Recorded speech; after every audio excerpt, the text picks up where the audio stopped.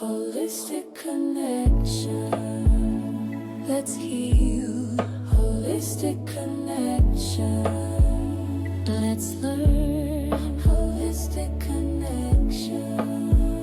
Let's grow. Holistic connection. Let's be real. Hello, everyone. This is Pamela Topchian, your host for Holistic Connections, Conversations with Holistic Practitioners. And I'm pretty excited. I'm going to learn something today, and I know that you guys are going to learn something today too. So let's get right to it. My guest is James, and I want to welcome you, James, and ask you to introduce yourself and share what you do in the holistic healing space, please. Thanks, Pamela. I'm James, and I'm a neurotherapy practitioner. Yeah. And so often when people think of, I think holistic health, we think of homeopathy and energy work and all this stuff. And I think neurotherapy is kind of interesting because it blends a lot of hard science with, I think, a very holistic, like helping the body heal on its own. Yeah. And so what it's really all about is I start by literally measuring my clients' brains, right? See how the electrical activity is behaving. And then what I do is, this actually goes back to the 1960s, so it's very like hippie tech, really. And it, And we speaking of under, hippie tech, we should mention you're in San Francisco, California. I am, yes. And in fact, I think this was the birthplace of some of the early like neurotherapy tech. In short, what I do is I figure out what's happening in their brain activity that's the root cause potentially of their depression, their anxiety, they're just feeling stuck, right? Whatever's going on. Mm-hmm. And then we use different holistic techniques to help the brain adapt better on its own. And so it's really driven by hard science, stuff that we Yeah. can measure, but it's really holistic in the sense that it's helping the body heal itself. Yeah. Realizing that it's all Mhm. connected. Yeah, that's amazing. You talked about measuring your client's brain. So you want to talk a little bit about how you do that, what the client can expect when they come to you? Sure. In fact, since I'm in my office, I have a Uh-huh. mouse. So I Nice. use this nice little, some people have maybe seen these on TV shows, right, or Yeah. science shows. Just an electrode cap that captures literally it's kind of mind-blowing that this works, really, that the brain emits these electrical signals that we can pick up through all the layers of skin and bone and all this Yeah. stuff. Yeah, the skull It- is pretty thick. I mean, yeah, yeah, that is they're amazing. teeny tiny signals, but we can pick them up, amplify them, and then over the years, right, over the last 60 years, we've learned more or less how to decode it. It's both art and science, I will Yeah. admit, but it's to some people it's sort of controversial. Right? Like, can you really do that? But it works, right? We get a lot of success with it. Yeah, yeah, and there's a lot more information on your website. So we will mention it's peakmind.health, which is really Mhm. cool. I haven't heard of a .health before, and we'll have that link down below. So on your website, it says QEEG and what is it? ERP. So can you talk a little bit about what that means? Sure. Yeah. And this is where we really get into the science. So EEG itself is electroencephalography, right? So it's Okay. just classic, measure brain waves. And in a medical context, like a doctor is looking for seizures and things like that. The Q on that QEEG means I'm not even qualified to look for seizures. What Okay. I'm doing is quantifying the data in other ways. Like, where is Okay. energy too high over here or too low over here? And how could that lead to symptoms? Mm, And because really, like, and I'm sure a lot of your viewers know from like other types of healing, like, our energy systems are highly dynamic and hmm. we have a homeostasis. And so Yeah. it's really all about finding those imbalances, which are measurable, and Yeah. then correcting them. And then ERP is event related potentials. Now this gets a little Okay. more sciencey, but in EEG just measures your brain doing nothing, right? At rest. But I like Okay. to joke that life isn't a resting state. Like Right. life, you're doing things, Right. right? Right. And so an ERP is just looking at your brain doing a task. And we Hmm. can literally see how everything fires off, how your brain communicates with itself. And that gives us some other information. And I remember the first time I saw this, I thought it was kind of like seeing thought in motion, right? Like Ooh, seeing thought like unfold over the brain. In fact, I was kind of inspired that it kind of reminded me of like energy moving yeah. through the energy centers, and like where in the chakra system you think of energy moving from like base to crown. Hmm. In the brain, I think, and this is really, I think this is really cool. You see information go from like kind of projected from the back of the brain to the front. Oh, And so wow. I think there's a lot. I mean, it bounces around, it does all this stuff, but I think Sure.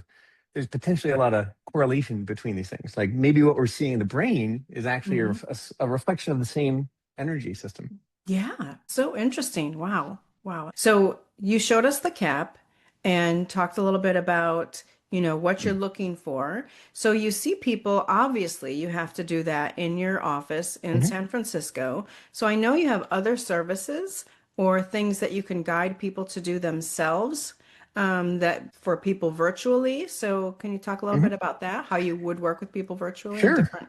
Well, that takes us to the actual training part. So like Okay. the cap shows me what's going on with you. Like where is your ADHD or is your whatever. And then the next part is how do we train that? And Mm-hmm. so I have another prop.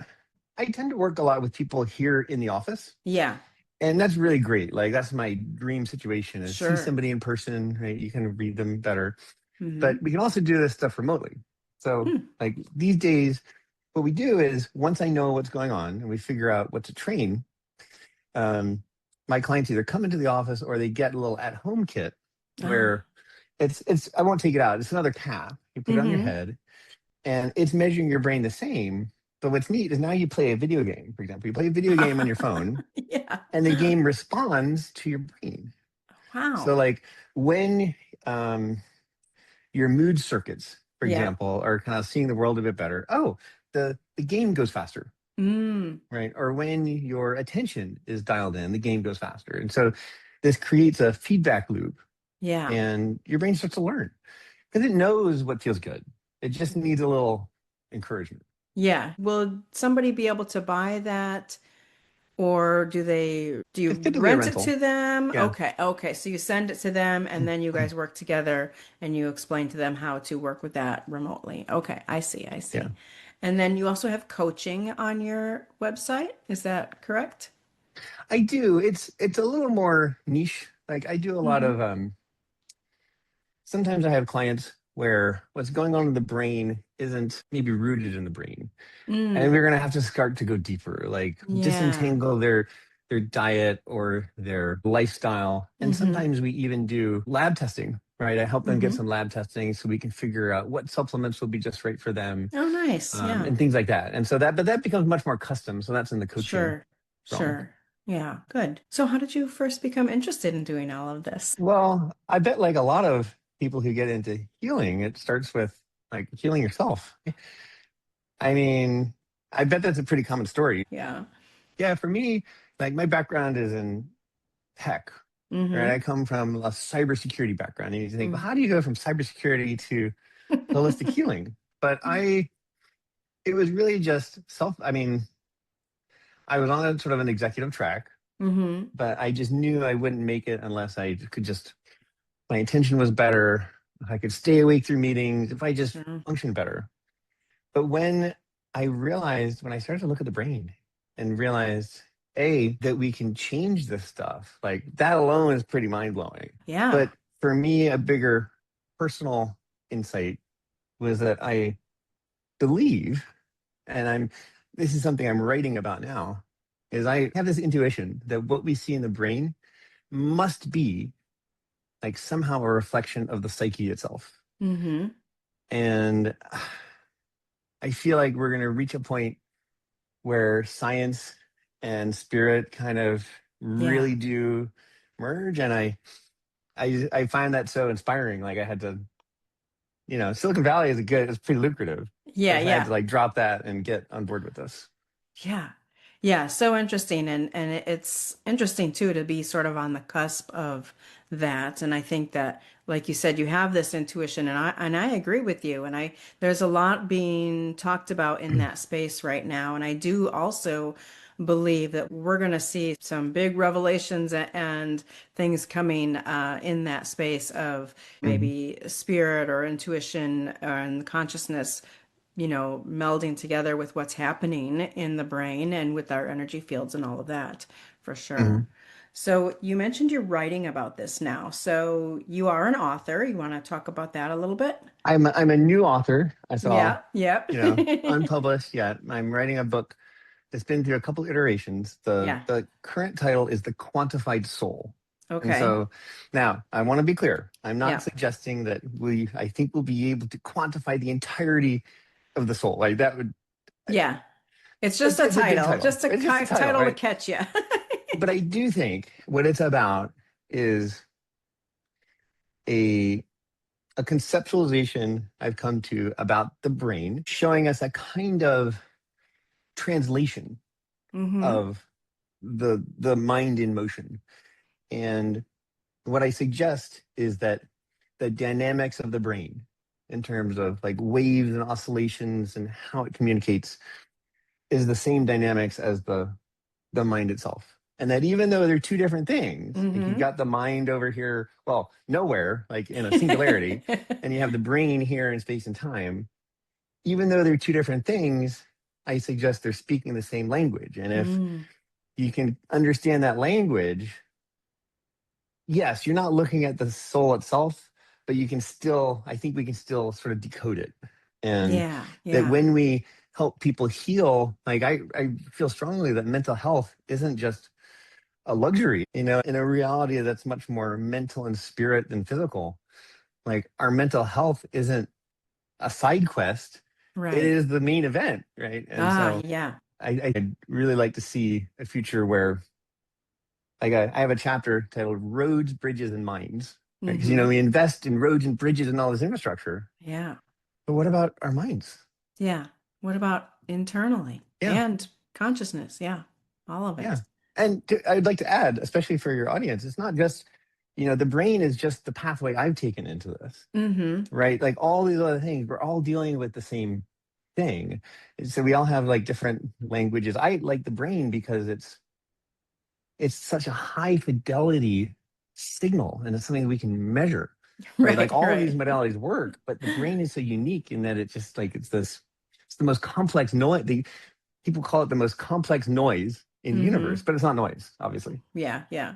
Yeah. I was thinking that because you come from a tech background, that because it's measurable is one of the reasons that you might really like the whole, dealing with the whole brain and all of that Yeah. information. So Mhm. yeah. So you mentioned your book is not published yet. So where will it be available and can people pre-order it?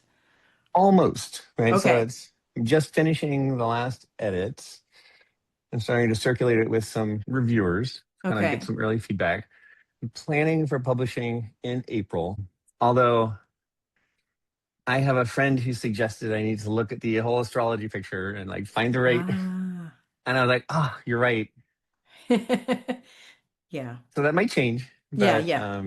it will be available in all the usual like places. Like I imagine Amazon will really be the biggest Okay, okay. And then destination. that information will be on your website once it's up too, Yes. probably, I'm sure. Yeah, Yep. okay, great. So, what do you feel like is the biggest misconception or misunderstanding when people are looking at your website or maybe on social media and they're looking at what you do and they contact you with some sort of misunderstandings or misconceptions? So, what are those that people come to you with, if anything? Sure.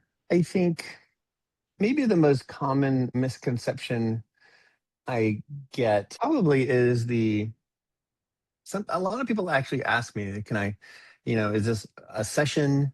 Can I do this once a week? Mm, And one of the important things to know about like training our brains is that not to sound cliche, but it is kind of like going to the gym.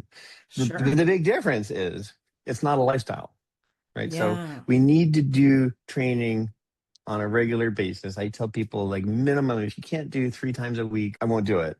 Yeah. Um, but the difference between going to the gym is with the gym is a lifestyle where you need to stay fit. Right, But right. with It's like yeah, but with maintenance. this, yes, Yeah. but with this, it's kind of like every time we train the brain, we push it a little bit further and we push it further and Mm. push it further. And like once we get it back into that homeostasis and get it to kind of stay there a little bit, Mm-hmm. it tends to stay. Unless like you have a head injury or something new comes up or a toxic exposure, right? So that's the way it's different. But I Yeah. think that might be the biggest misconception is the amount of time, right? And typically a course of training for somebody can be anywhere from like, especially if we do it remotely, it can be anywhere from like 3 to 4 months, right? So Okay. Okay. it really isn't a quick fix, but Right. it's a pretty permanent fix. I mean, barring like something new, right? So Right, right. Some that's a big great thing about trauma it. or some Yeah. big event, life event happening. Yeah, Hmm. yeah. Where it might change those Right. breedings. Yeah, yeah. Hmm. Interesting. Thank you for answering that for sure. And yeah, I can see where people might have no idea really what Hmm. they're in for, what they're signing up for when it comes to that. So yeah, great. So you are on Facebook, Instagram, LinkedIn, and then your website. Are there other places people can reach you, or do you want to list Sure. the names of your accounts and all of that? Honestly, mostly I think I Instagram is the most interesting to me. Okay. Like I think that's where I really try to focus like ideas and sharing. I'm planning to do more on YouTube, Oh, but okay. at this point, and so on YouTube, my channel is oriented around the book, so it's Okay. Quantified Soul. Nice. Um, and on Instagram is just my name, jamescroll.13, because 13 is my lucky number. So Okay. you got to disambiguate these things somehow. Yeah. I've always thought 13 is a much more interesting, naturally, number than 12, for Than example. any other number. Yeah, Yeah. it's just an interesting. I have an early life memory of somebody explaining, as if it was obvious, that well, 1 plus 3 is 4. I think 4 in some numerological systems is like justice and sort of harmony, and justice in the sense of like when systems are aligned and coherent, like you have justice because things Yeah. are harmonious. Yeah, it's like stability and security Hmm. and yeah. That's what I think of when I think of four for Hmm. sure. So you said James Kroll, so Croall, correct? Dot 13. Yep. Yep, dot 13. Yeah. Hmm. So the best place really to look for you is on Instagram, or and of course look at your website. And we'll have those links below. And is there anything else that you would like to share or make sure people know about you or about what you do or any of it before we end this today?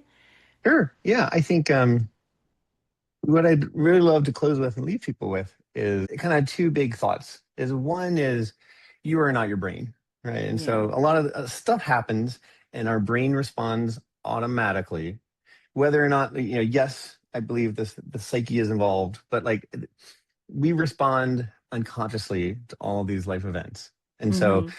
if you're struggling with something that's kind of been conditioned by life into your brain, like it isn't you. And Yeah. I think the really amazing thing is that we can, in a lot of cases, we can find it and we can help overcome it. Yeah. And I think that can be very, very freeing. And it's not about, I have a lot of people when they think about things like focus, they get worried that this is going to take something away. Like it's like, oh, Mm. my creativity comes from my mind wandering. Ah. And I just want to reassure people that this fundamentally, what this method does is it helps you kind of be in the right state at the right time. Mm. Right. So if you need to focus, you should be able to focus. Yeah. But when it's time to have those shower thoughts, you should, we're trying to restore that. And that's, I think, actually the biggest misconception people have. They're afraid that this is Yeah. going to take something away when I found it really helps people become more themselves. Yeah, that's great. And that's one of the things that people often worry about when it comes to medications for mental health. It's like it's gonna really just numb me. I'm gonna lose Hmm. my personality or my creativity, like you said. So this I feel like is a great alternative. And of course, we're not suggesting people go off their medications or anything without advice from their doctor. But yeah, I could see where this would be a great alternative to something that really might affect their creativity and all of that and their personality Mhm. and that. So yeah, I can see where this would be a great alternative to that. So Yeah. thank you so much. I've learned a lot, and I say this a lot, but it's such a short amount of time. But please visit the website. Visit his Instagram. You're going to learn so much more, and I'm just so excited and appreciate you so much for being on. Thank you so much for the chat. You're welcome.